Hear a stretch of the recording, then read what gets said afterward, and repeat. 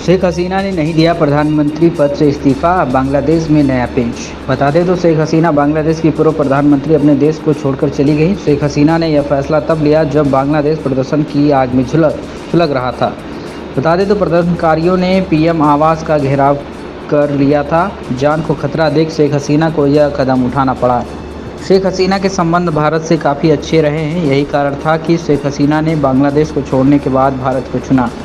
अब ऐसे में उन्होंने न सिर्फ बांग्लादेश को छोड़ा बल्कि पीएम पद से इस्तीफा देने की खबर थी। लेकिन शेख हसीना के बेटे सजीब वाजेद ने जो दावा किया है कि उसके बाद से अब यह सवाल उठने लगा है कि क्या वाकई में शेख हसीना ने बांग्लादेश के पीएम पद से इस्तीफा दिया था या फिर नहीं।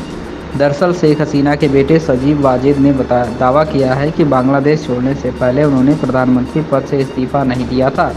इस लिहाज से आधिकारिक रूप से अब वह प्रधानमंत्री हैं। उन्होंने कहा कि हालात ख़राब इतने हो गए थे कि उन्होंने इस्तीफा देने का उन्हें वक्त ही नहीं मिला, भारत आना पड़ गया। एएफपी ने 5 अगस्त को रिपोर्ट किया था कि शेख हसीना ने प्रधानमंत्री पद से इस्तीफा दिया है, वहां से भाग निकली हैं। वाजेद ने कहा था कि संविधान के मुताबिक शेख हसीना अभी प्रधानमंत्री हैं। उन्होंने कहा कि मां ने सार्वजनिक बयान जारी करने के फिर इस्तीफा देने का प्लान बनाया था, लेकिन तभी प्रदर्शनकारी प्रधानमंत्री आवास तक पहुंच गए। तब समय नहीं बचा, मां ने अपना सामान तक नहीं पैक किया था। संविधान की बात करें तो वह अब भी बांग्लादेश की प्रधानमंत्री हैं।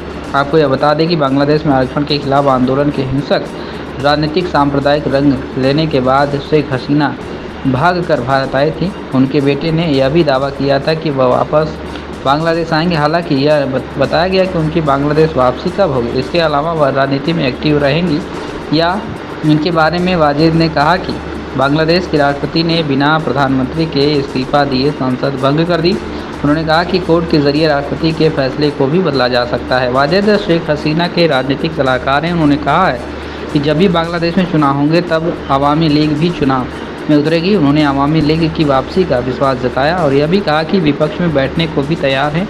अब ऐसे में शेख हसीना को लेकर जो दावा उनके बेटे ने किया है उसके बाद से तो अब यह भी ज़्यादा पुख्ता हो गया है कि उन्होंने इस्तीफा नहीं दिया।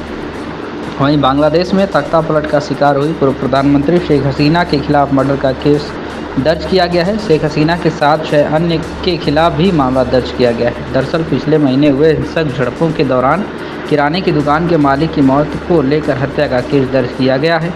दरअसल नौकरी में आरक्षण की विवादास्पद व्यवस्था को लेकर अपने अवामी लीग नीति सरकार के खिलाफ व्यापक विरोध प्रदर्शन के बाद पिछले सप्ताह इस्तीफा देकर भारत भाग गई शेख हसीना 76 के खिलाफ दर्ज किया गया यह पहला मामला है। ढाका ट्रिब्यून अखबार की खबर के मुताबिक यह मामला किराने की दुकान के मालिक अबू शहीद के शुभचिंतक ने दर्ज कराया है, जिनके मोहम्मदपुर में आरक्षण आंदोलन के समर्थन में 19 जुलाई को निकाले गए जुलूस के दौरान पुलिस की गोलीबारी में मौत हो गई थी।